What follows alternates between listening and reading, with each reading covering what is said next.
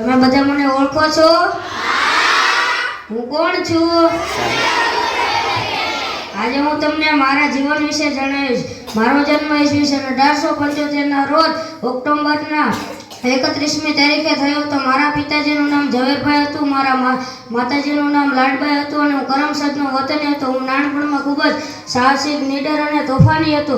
Degree મેળવવા માટે હું ઇંગ્લેન્ડ ગયો હતો અને ઇંગ્લેન્ડથી પાછો આવીને મેં અમદાવાદમાં વકીલાત શરૂ કરી હતી અને પાછળથી હું ગાંધીજી સાથે સ્વતંત્રતાની લડાઈમાં જોડાયો હતો અને હું ઘણીવાર જેલમાં પણ ગયો છું. બારડોલીના ખેડૂતો માટે મેં લડત પણ ઉપાડી હતી, તેથી બધા મને સરદાર તરીકે ઓળખતા હતા. અને આઝાદી પછી હું ભારતનો નાયબ વડાપ્રધાન બન્યો હતો અને આપણા ભારત દેશના 562 કરતાં પણ વધારે દેશી રજવાડાઓની સાથે મળીને મેં સત્તા સ્થાપી હતી અને તેમની સાથે એકતા જોડી હતી.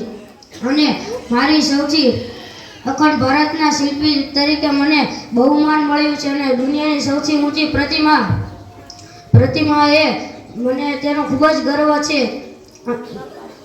દેશ સેવાના કામો માટે લોકો મને યાદ કરે છે અને સદાય યાદ કરતા રહેશે. આજે હું તમને મારા જીવનમાં એક પ્રસંગ બન્યો હતો તેની વાત કહીશ. હું એકવાર કોર્ટમાં કેસ લડતો હતો, ત્યારે મને પટ્ટાવાળો આવીને એક તાર આપી જાય છે અને તે તાર વાંચીને મેં મારા પોતાના કોટના ખીચામાં મૂકી દીધો અને પછી મેં નિર્દોષ કેસ લડતો હતો અને પછી હું પાછો કેસ લડવા માંડ્યો અને પછી કેસ જીતી ગયો હું. અને પછી હું કોર્ટની બહાર દાદરા હતા ત્યાં આવીને બેસી ગયો અને પછી હું રોવા લાગ્યો અને પછી વકીલ આવીને કહે છે કે તમે કેમ રોવો છો, તમે તો કેસ જીતી ગયા છો.